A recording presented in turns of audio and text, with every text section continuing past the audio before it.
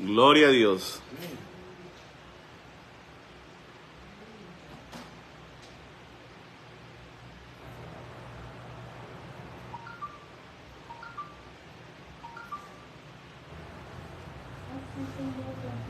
Bueno, gloria a Dios. Vamos a orar entonces y vamos a entrar en el tiempo de la palabra, ¿vale? Amado Padre Celestial, te damos gracias, Señor, por esta tarde hermosa, Señor, que hemos podido pasar hasta ahora en tu presencia. Hemos orado, Señor, hemos podido cantar algunas canciones, pero queremos más, Señor. Queremos más de ti, queremos que nos llenes con tu Espíritu Santo. Queremos que nos digas con más presencia tuya, que nos acerques a ti, Señor. Porque tú eres un Dios impresionante. Es como cuando uno entre más se acerca al sol, pues más se siente ese calor, ese fuego, esa potencia de ese astro tremendo que tú has hecho. Igual es contigo, Señor. Entre más nos acercamos a ti, más se siente tu gloria, tu presencia que estremece nuestro ser. Y por eso queremos ser llenos de esa presencia tuya, de esa gloria tuya. Háblanos, Señor, con claridad. Estamos hablando sobre la fe y queremos que nuestra fe aumente.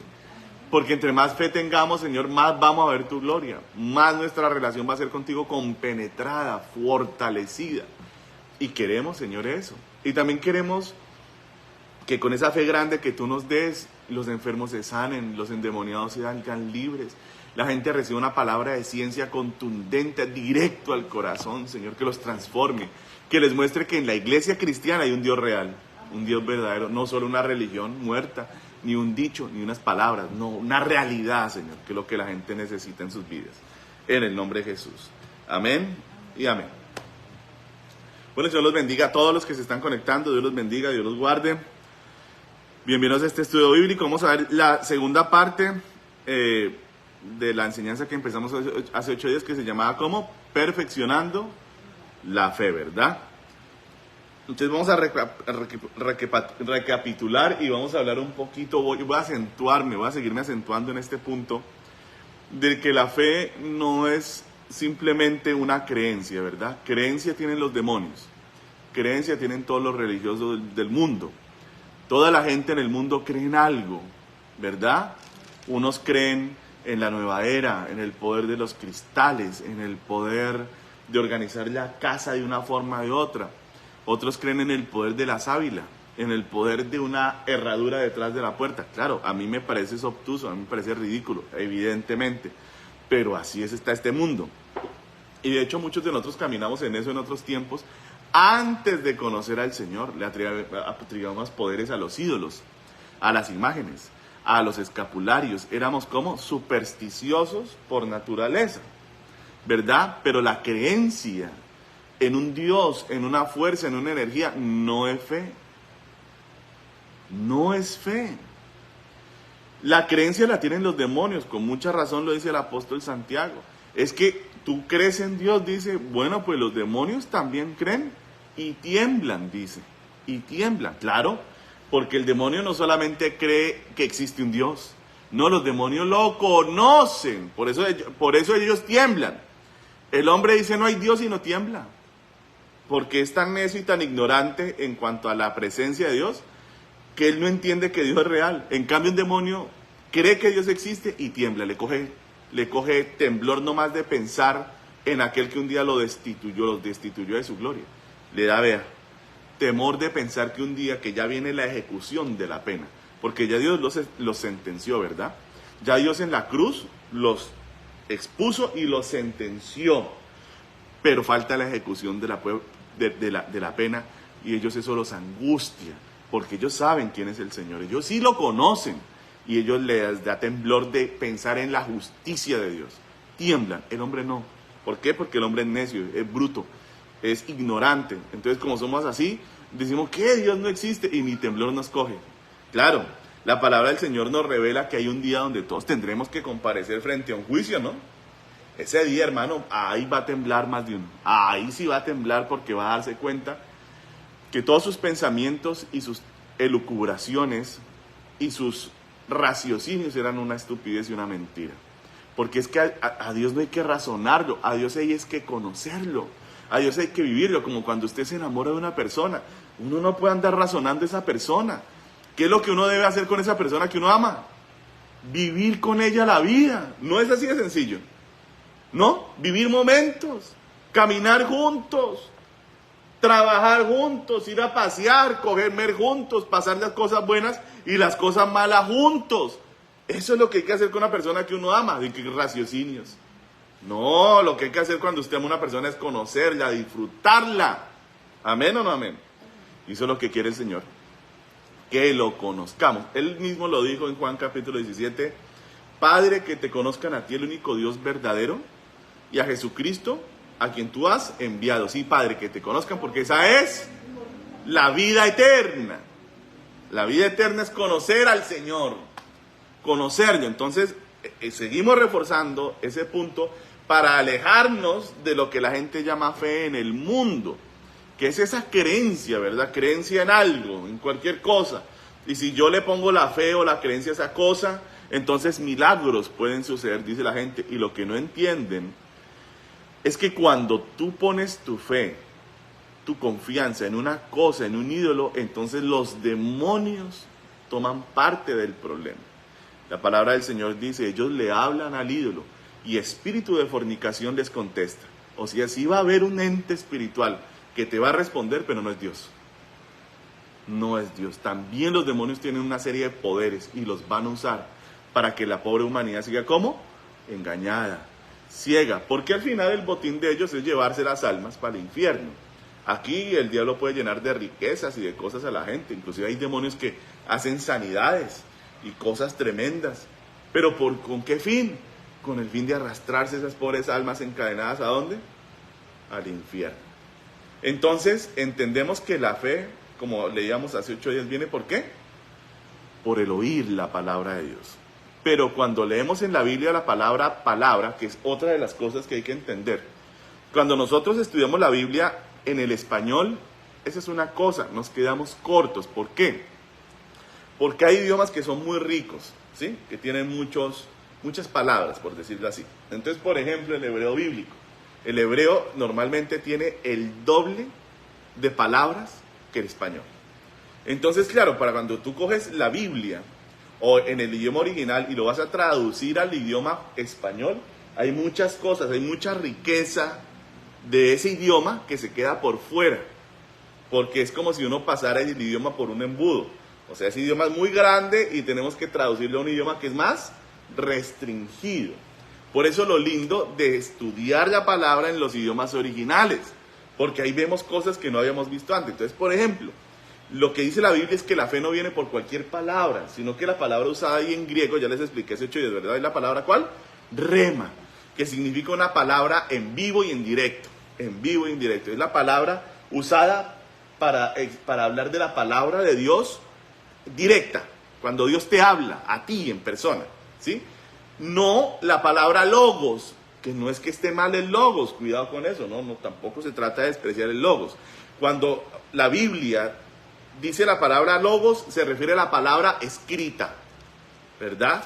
Que también es buena, pues claro, porque nos edifica, porque nos da entendimiento, porque nos muestra quién es Dios, cómo es Dios, quién es el diablo, cómo opera, quién es el hombre. Oiga, de las cosas más impresionantes del logos, o sea, de la palabra escrita, es como la palabra de Dios a usted le refiere. Aquí usted encuentra todos los tipos de personas que existen en la vida. Aquí están. Y si usted es inteligente, usted va a aprender. Hay un tipo de persona así, hay un tipo de personas así, y después usted cuando los trate en la vida cotidiana, usted una vez los va a detectar. Con este tipo me tengo que cuidar. Por ejemplo, la palabra del Señor le va a dar consejos tan simples como cuídate de la lengua lisonjera. Cuídate de la lengua lisonjera. Entonces, uno en la vida encuentra personas que son así. Lambonas, decimos entre nosotros, ¿no? Lambones.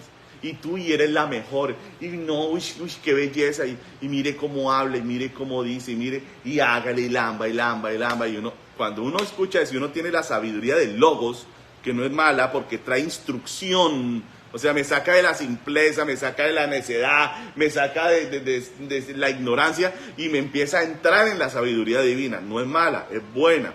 El problema es cuando yo abrazo el logos y me aparto del rema de Dios. Cuando me aparto de Dios y vuelvo del logos una religión para yo vivirla como yo quiera, porque es que las religiones son muy buenas para que los hombres hagan con los demás lo que se les dé la gana. Sirven de pretextos para doblegar a los demás, ¿verdad? Eso es hacer logos. la gente con el logos. Pero cuando tú tienes un corazón sincero para Dios, el logo va a ser la instrucción. ¿Sí? El logos te va a hacer sabio. El logos te va a hacer entendido. El logos te va a empezar a dar una visión del mundo que tú no tenías. Lo que les digo. Cuando ya tú veas a una persona que anda por ahí de lambona y que tú eres lo mejor y que mejor dicho y que nunca habíamos conocido a nadie como tú y que dónde andabas tú, que no, cómo vivimos hasta aquí sin ti. Entonces uno inmediatamente ya sabe que ese tipo de personas traen su puñal debajito ahí de la falda, lo traen metidito en el bolsillo y cuando usted les dé la espalda en cualquier momento, le clavan su puñalada. Pastor, ¿y usted dónde aprendió eso? La palabra de Dios te lo dice. Te va a decir, hombre, no seas necio, busca la sabiduría, ven acá, tengamos comunión, no ames la simpleza. Claro, cuando empezamos a entender ese lenguaje, lo que quiere decir es no ames la ignorancia, amas la instrucción. Ven acá que te quiero enseñar cosas bonitas para que vivas, para que no estés mal. Oiga, qué lindo, yo a veces me pongo a pensar, ¿qué tal que en el colegio a uno le dieran clases, no sé, tan diferentes?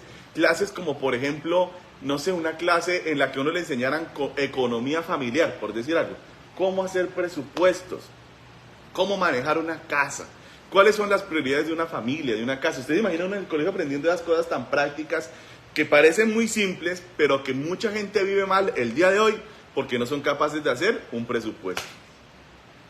No son capaces de saber cuánto tienen y cuánto se les está yendo. Y entonces viven acomplejadas y acongojadas y como siempre, porque la ignorancia es así, la ignorancia siempre dirá, eso es brujería.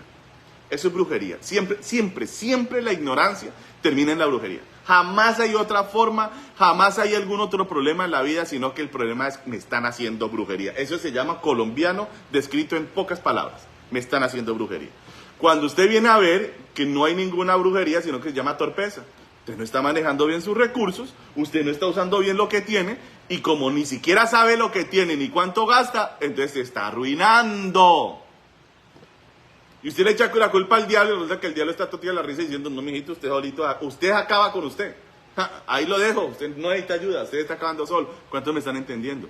Esa es la... Entonces, por eso, la sabiduría, ¿sí? Todo está en el logos. Pero lo que dice el apóstol aquí, Pablo, es que la fe no viene por el logos. ¿Por qué lo dice él? Pues porque él es judío. Él ha tenido logos toda su vida.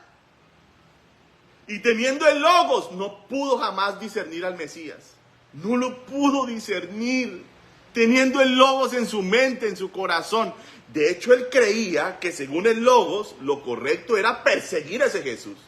Lo correcto era matar a sus seguidores, encarcelarlos, mechonearlos. Había que acabar con esa secta horrible porque estaba contradiciendo el logos según él.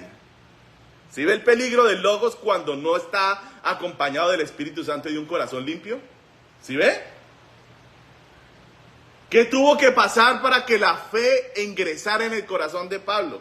Para que Pablo viera el logos o la palabra escrita de una forma diferente. Porque es que usted dirá, pastor, pero es que la palabra es la palabra. Claro, la palabra es la palabra. Pero resulta que cada corazón es diferente y cada persona es distinta.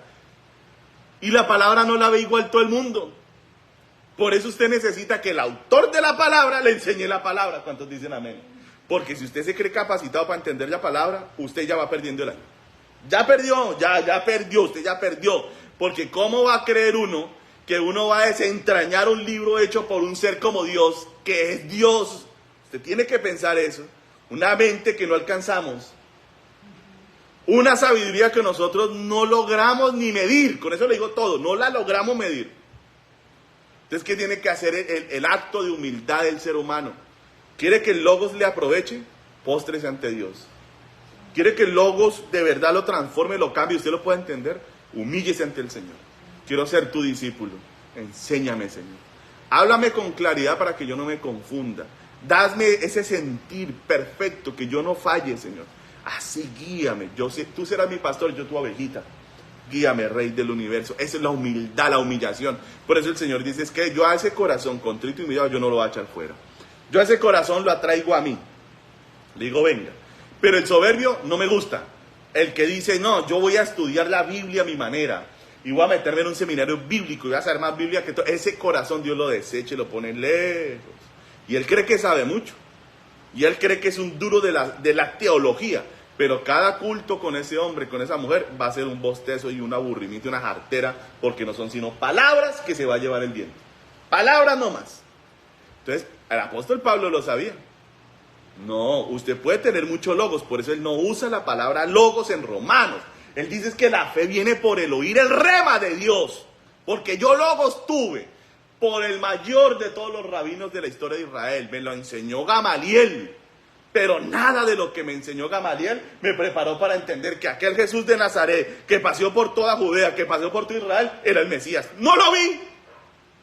Porque el mismo logos que el gran rabino me enseñó, me tenía como ciego. Ay, Padre Santo, impresionante.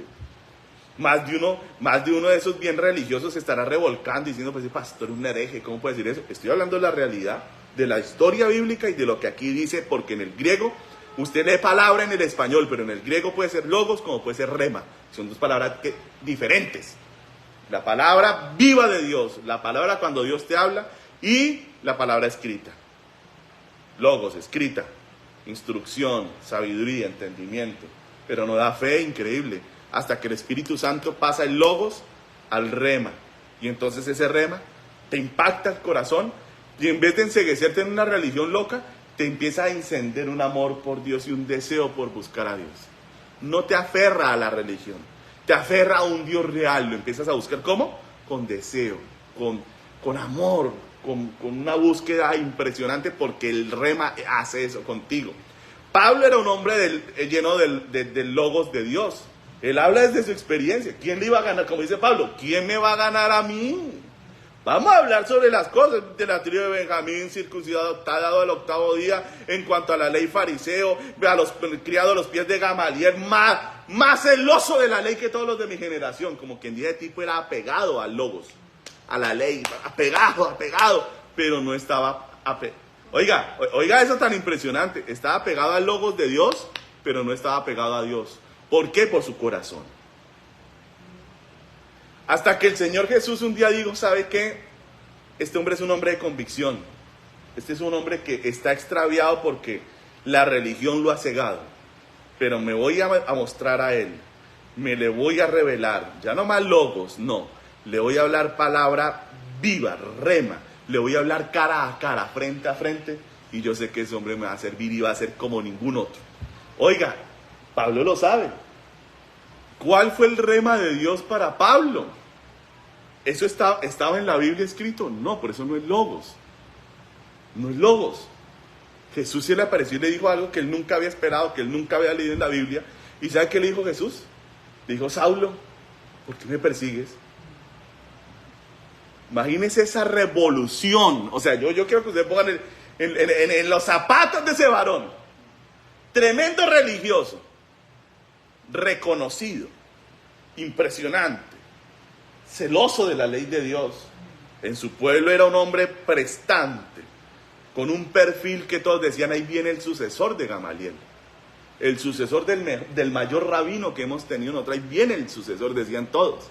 Y esa era su vida. Definida, concreta, tenía Biblia, todo lo tenía en orden. Y se le aparece aquel al que él decía que era su Dios. Se le aparece aquel al que él supuestamente servía. ¿Y sabe qué le dice? Usted me está persiguiendo a mí. Imagínese el choque para un cura. Porque es que es lo mismo. Un curita está convencido que le sirve a Dios. Está convencido de que está con Dios. Está convencido de que es un representante legítimo de Dios en la tierra. Que tiene poder para perdonar pecados, para impartir la comunión, para bautizar, para hacer matrimonios. Esa es una autoridad. Imagínense el día que un sacerdote, Cristo, se le aparece y le dice, oiga, usted está mal, usted me está persiguiendo, usted no está conmigo. Imagínense ese choque de realidad. Pero yo lo que le trato de decir es que la fe en el corazón de ese tipo de personas no nace hasta que no se le revela Cristo a la vida de ellos. Es imposible, hermano. Cristo se le manifiesta. Claro, Pablo queda choqueado. Dice que, ¿qué? ¿Quién eres, Señor? Le dice. ¿Cómo así que yo estoy persiguiendo a quién? No puede ser Dios, no puede ser Yahweh, el Dios de nuestros padres, porque antes yo le sirvo. Él está convencido de su tema. Por eso le digo, el convencimiento de una creencia, el arraigo en una religión, el creer en algo no es fe. La fe nacerá el día en que Cristo se le revela a usted a su corazón. Es como una luz, es un algo que llega a ti y te dice, este es el camino. Por ahí es. Yo lo entendí a los 14 años. A los 14 años nació en mí la fe. El día que yo entré en una iglesia cristiana, nadie me dijo nada. Yo iba con mi mamá de iglesia en iglesia, de brujo en brujo, de centro espiritista en centro espiritista, de cosas de la nueva era en cosas de la... Todo eso lo conocí desde niño porque yo andaba con mis papás. Pero el día que mi mamá puso los pies en una iglesia cristiana, estaba sonando la alabanza, nadie me dijo nada. Eso era un culto desconocido para mí. Pero cuando yo puse los pies en ese lugar, sentí algo que nunca había sentido en ninguna iglesia católica, en ninguna procesión de Semana Santa, en ningún brujo, donde ningún hechicero, donde ningún espiritista. Yo sabía que Dios estaba en ese lugar, que no tenía pinta de iglesia, era una bodega, con un poco de gente alabando y aplaudiendo. Todo lo que se suponía que uno no era lo de Dios, ¿no? Lo que uno conocía como las cosas de Dios. Pero cuando yo puse los pies ahí, yo sentí que Dios estaba ahí. Lo pude saber. Ahí nace la fe de uno, cuando uno entiende. Aquí está Dios, aquí me quedo, este es el lugar. Y yo inmediatamente dije, se acabó la búsqueda, aquí está Dios. ¿Cuántos dicen amén? Esa es la fe, ahí nace la fe, nace. Ahora, tú quieres que tu fe vaya elevándose, creciendo, pues tienes que cultivar esa relación que nace ahí. Cuando tú entiendes que Dios está en un lugar, en una iglesia como la cristiana, tú te quedas ahí, te afianzas y comienzas ¿a qué? A crecer en esa relación con Dios y a entender con mayor profundidad las cosas. En este caso el apóstol Pablo le dice, ¿quién eres, Señor? El Señor le responde, ¿no? Yo soy Jesús a quien tú persigues. ¿Cómo? Se le desbarató la vida a ese hombre. O sea, ¿cómo? ¿Pero cómo? Pero si yo sirvo a Dios y ahora Dios me dice que yo lo persigo, que yo no soy ni su hijo, ni soy su siervo, sino que soy un perseguidor de él. Pero nació la fe en Pablo, porque ya no fue que Gamaliel le dijo, ya no fue que él leyó la Torá, ya no fue que él vio en la Biblia, no, fue que Cristo le habló. Por eso él dice, la fe viene por el oír y el oír por el rema del Mesías. Por eso es que Pablo lo dice, porque él lo vivió. ¿De dónde más lo va a sacar? Pues de su propia vivencia. Él sabía que la fe no viene porque la gente ponga a leer Biblia. Allá en la iglesia romana leen Biblia, en no sé qué, leen Biblia. En muchos lugares leen Biblia y no hay fe. No hay fe. La gente cree que porque lee Biblia ya tiene fe. No, señor. Usted necesita que Cristo se le revele a usted. Si no, ¿de dónde se va a afianzar usted, se va a aferrar? La fe de Pablo fue grande porque su revelación de Cristo fue ¿cómo? Grande, lo dejó ciego. Luego él comienza a ver en visiones de Dios que viene un varón llamado ¿cómo? Ananías, que le pone las manos y él recibe la vista de regreso. Efectivamente apareció Ananías. Entonces ya el apóstol Pablo entra en el entendimiento. Pasa, para que usted me entienda, es que Pablo de una vez entra en el cristianismo verdadero, que es lo que yo tanto digamos que predico, abogo por él, alego porque todos lo busquemos, porque es que para mí es inconcebible que algún día nosotros nos apoltronemos en las sillas y pensemos que el cristianismo es una reunión tras otra reunión aburrida en la que nunca pasa nada. Para mí eso es inconcebible, ¿me entienden? No puede ser, no puede pasar, porque no es el cristianismo real, así no es. El cristianismo real es dinámico, donde hay un Dios real, verdadero, que hace milagros, que hace sanidades, que libera a la gente, que hace maravillas. Eso lo aprendió Pablo. Por eso él nunca se torció para ningún otro cristianismo, porque no conoció otro cristianismo. Él viene de una religión, ¿sí? Estricta, con mandamientos muy claros, rituales, lo que debes hacer y lo que no debes hacer. Todo clarito, ¿verdad? Donde Pablo nunca pasaba nada. A veces alguna cosa podría suceder por ahí de vez en cuando. Pero aquel Jesús que él no quiso seguir en aquellos días, él sí que hacía milagros. Él sí que caminaba sobre las aguas. Lo sobrenatural en Cristo era lo natural en Cristo. Sobrenatural en Cristo era lo natural en Cristo. Inmediatamente Pablo está ciego. ¿Y cómo entra él en el Evangelio? Entró inmediatamente en 3 días de ayuno.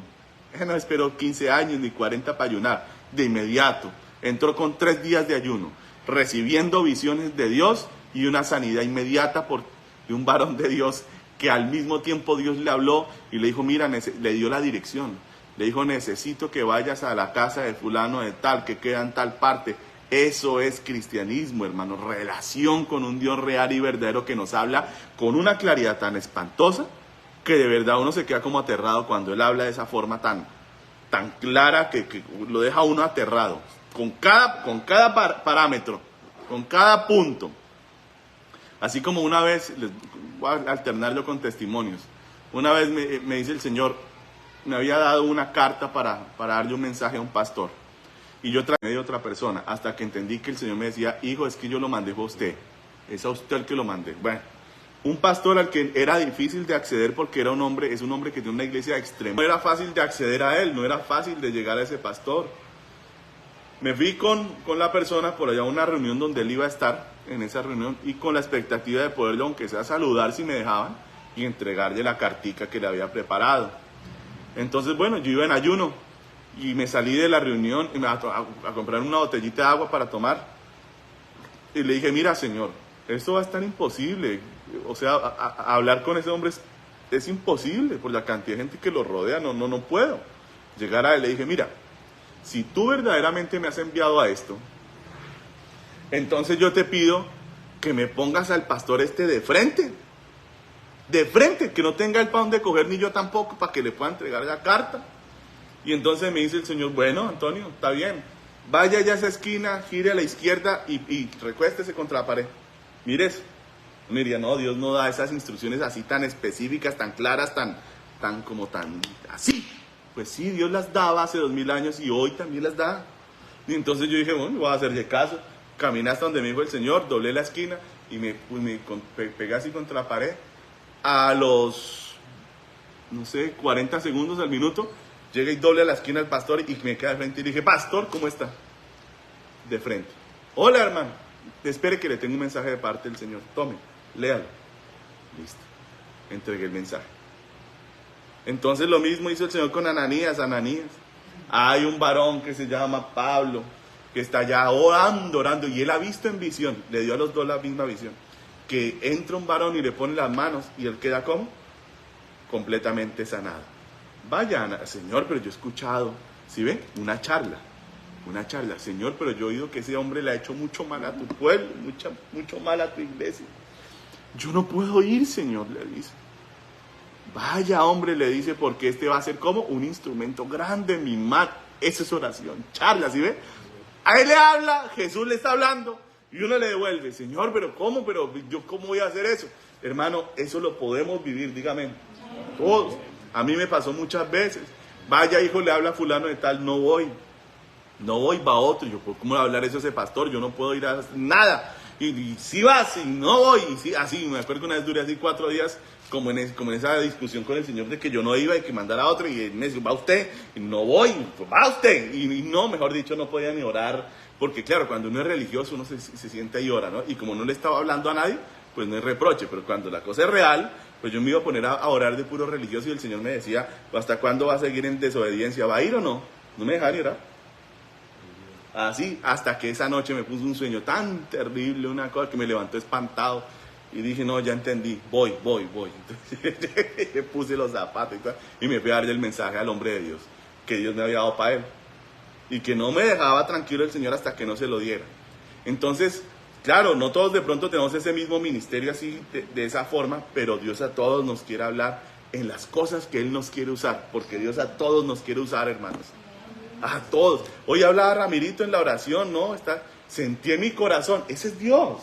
Es que no siempre es voz, a veces es un sentir. Él sintió que tenía que irse a peluquear. Cualquiera diría, ay, pero eso es todo. Pues sí, con ese solo sentir que usted tenga, y que usted lo obedezca, Dios lo usa. Porque él sintió, me tengo que ir a peluquear. No sé ni por qué, pero me voy a peluquear. Se fue, hizo caso al sentir. Eso es Dios hablándole y él obedeciendo. ¿Y qué era lo que pasaba? Pues que allá habían 4 personas que tenían que escuchar la palabra de Dios y él la tenía en su corazón, se prestó todo, pum, se las dio y dijo, ya entendí por qué tenía que venirme a peluquear. Bueno, chao muchachos, me voy. Eso es lo que Dios quiere. A veces parece complicado, ¿no? No, es un corazón dispuesto, usted solo dispóngalo y Dios le va a poner ese sentir. Hijito, hijita, hoy váyase para tal lado. Y pero ¿cómo, Señor? Usted solamente hágale caso, nomás hágale caso y verá que eso no va a fallar. Amén, no va a fallar. Entonces la fe viene por ¿cómo? Por la palabra viva de Dios. El logos sirve también para otras cosas y cuando va de la mano del Espíritu trae edificación, trae poder, trae fuerza, trae entendimiento. Pero si tú quieres fe, necesitas que el Señor te hable. Amén. Necesitas entrar en esa relación con Dios real y verdadera. Pero bueno, vamos a terminar hoy bueno, Primera de Pedro capítulo 1 versículo 6. Para terminar hoy el tercer punto, porque ya entendimos, ¿verdad? Ya repujé, me parece suficiente el tema y quedó claro. Y lo vemos en el caso del apóstol Pablo. Y para terminar el tema, pues el apóstol Pablo aprendió que el evangelio es poder de Dios. Por eso sus cartas están llenas de eso. Él no habla, ¿de qué hablaba Pablo? Pues de lo que él había vivido. Entro en el evangelio, Dios me deja ciego. Me meto en 3 días de ayuno, me da visión de Dios. A otro por allá también le habla y le dice vaya, y a los 3 días estoy siendo yo sanado. Dije en adelante me bauticé, nací de nuevo y he entendido el evangelio, dije Pablo. Después lo escribiría con esa sencillez. Es que el reino de los cielos no consiste en palabras, sino en poder. Esto no son palabrerías, es poder. Amén. Ahora miremos lo que dice aquí el apóstol Pedro, capítulo 1, versículos 6 y 7.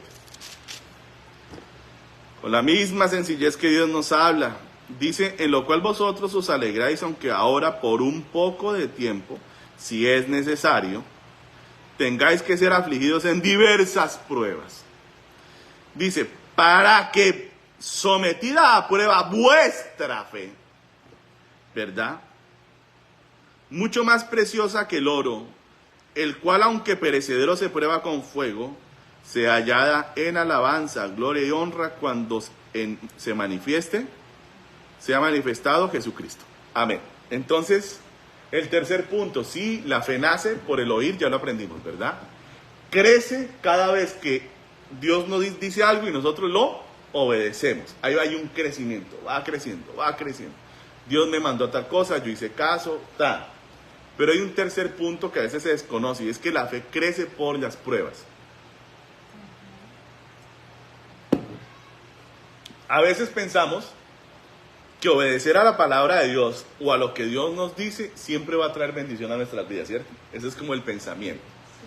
Pero muchas veces el obedecer a Dios trae a nuestras vidas consecuencias difíciles, momentos duros. Claro, sigamos poniendo el ejemplo del apóstol Pablo que nos da todas estas enseñanzas, estas instrucciones, ¿verdad? Entonces, por ejemplo, él cuenta en Hechos de los Apóstoles que el apóstol Pablo, ¿verdad?, está en plena misión y que resulta que había una mujer con espíritu de adivinación que los perseguía y le gritaba a la gente, vengan, vengan, sigan a estos hombres que les predican un camino de salvación, vengan, síganlos, síganlos. Y entonces el apóstol Pablo pasó un día y dijo, pero este diablito como cansón, dijo. Pero dijo, bueno, vamos a aguantárnoslo, no molestemos. Bueno, segundo día ya, el hombre ya se incomodó con el tema del diablito ese pregonero y supuestamente como que si les estuviera, ¿no?, diciendo a la gente, vengan a escucharlo. Y dijo, no más, no me lo aguanto más. Se voltea lleno de la gloria de Dios y le da la orden al demonio de adivinación. Suelta a esta mujer ahora en el nombre de Jesucristo. ¡Fuera! Bueno, quedó libre. Cualquiera diría, qué bendición, pastor. Los milagros, hacerle caso a Dios, sacar fuera a los demonios trae gran bendición. Mire, pastor, pues por eso le digo, escuchen. Entonces, resulta que esa mujer no era una mujer libre. Aquella adivina resultó ser una esclava. Y como esclava, los dueños de ella se aprovechaban de ese demonio que tenía ella para que ella echara las cartas, leyera el tabaco, para los que piensan que eso es de Dios, ¿no? Que eso es de Dios, es un demonio. Pero aquí estamos mirando cómo Pablo expulsó ese demonio que adivinaba, que leía la mente, que leía las cartas, que hacía todas estas cosas, un demonio. Claro, cuando ellos ponen a la muchacha esta, ya queda turuleca, claro, ha sido liberada. Y entonces le dicen, bueno, mijita, ahí está la mesa, ahí está la bola de cristal, están las cartas, para que ya llegue un cliente de los buenos. Y ese cliente venga acá para que le lea la suerte. Entonces ella dice, ah, bueno, sí, muchachos. Y fue a hacer lo que siempre hacía y no podía. ¡Ah! Entonces ¿qué pasó? Dijo, no, la verdad, amo, es que desde que el tal apóstol ese Pablo llegó y oró por mí, ya no puedo hacer las cosas que antes hacía, me sacó el demonio y ahora ya no puedo adivinar. ¡Ah! Pues en esos momentos estamos bajo un régimen esclavista, ¿verdad? Un régimen económico esclavista en el que también el ser humano es susceptible de ser propiedad privada de otra persona, imagínense. Entonces, en ese caso, ¿cómo se tomaba eso? Como un daño en un bien ajeno. Entonces fueron los tipos y le dijeron a los magistrados, magistrado, este tipo, con su magia rara, con sus cosas extrañas que tiene ese apóstol Pablo, cogió y oró por esta muchacha que es mi esclava y le sacó el demonio que adivinaba, que daba adivinación, y ahora ya no tenemos ganancia con él. O sea, dañó a esta esclava. Exijo que nos repare el daño que nos hizo. Pues los tipos no sabían que Pablo era romano, sino que lo tomaron simplemente como un judío que no era romano y le dieron su garrotera. Pero como pastor, por una liberación, por hacerle un bien a una mujer, por ayudarla, por bendecirla, ¿recibieron garrote? Sí, hermanos. Muchas veces nuestra fe es puesta a prueba. Hacemos lo bueno, obedecemos a Dios, liberamos a una persona y se nos viene encima una retaliación. Los demonios se activan y toman las personas y se nos viene un problema. Claro, el apóstol Pablo, bueno, aguantó vara, aguantó todo el problema, por allá los metió en la cárcel, Dios se glorificó en la cárcel también. Y cuando ya van de salida, cuando entran los magistrados, bueno, ahora sí, váyanse. Acá dijo no. Ahí Pablo ya revela su realidad, dejándose guiar por Dios todavía. Aún garroteado y todo, él sabía que él tenía algo, otra cosa tenía que hacer Dios con él en la cárcel. Imagínense, es que es mucha la dirección, hermano, ¿sí ve?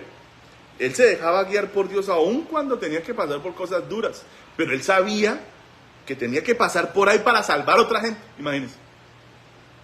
Y cuando ya por fin la obra de Dios está dispuesta y hecha, terminada, le dice a los magistrados, oiga, ¿y si es lícito que ustedes metan a un ciudadano romano en la cárcel sin una sentencia judicial y además de eso lo hayan azotado, garroteado y lo hayan puesto en el cepo? No, ¿cómo así que tú eres romano? No, se asustaron, hermano. Era gravísimo lo que habían cometido, pero gravísimo. ¿Ah? Y porque uno siempre se pregunta, ¿y por qué Pablo no lo dijo antes para evitar la garrotera?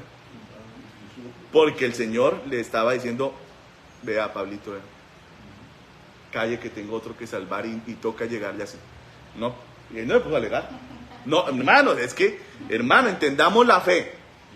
La fe no solamente son éxitos, a veces la fe son momentos duros, pero hermano, lo que le trato de decir, Pablo cayó, se dejó guiar por Dios, vio el fruto, y los garrotazos le importaron 5, y dijeron, uy, Señor, bendito seas. Si estos azotes sirvieron para la salvación de este poco gente, bienvenidos otro par de azotes, Señor. No me importa. Qué bello eres, Señor.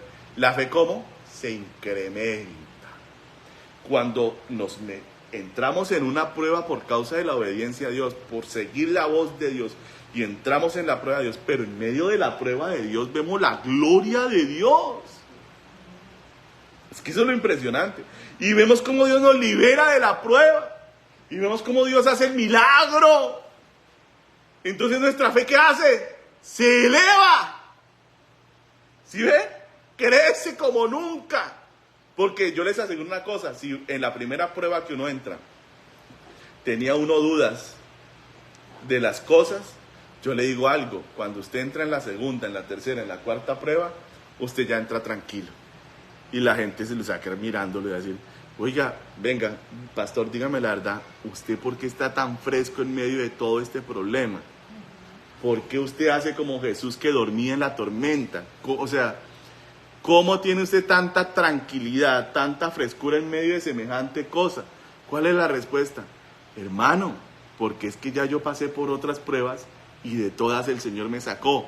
Y no creo que de esta no me saque, también creo que de esta me saque. Por eso el apóstol Pablo, cuando enfrentó la cárcel allá en Roma, él le decía a los hermanos, me dispongo para irme a España, me dispongo para ir volver a ustedes. Oren, oren para que Dios me vuelva a sacar, porque él sabía que si eso era una prueba, Dios lo sacaba de ese problema tan terrible como fuera para seguir con la obra. Pero si la obra de Dios se había acabado ahí y ya era el tiempo de él para irse, bueno, ok, no había tampoco problema, me voy con Cristo, ya esto no es prueba, sino mi salida de este mundo, pensó Pablo. Amén.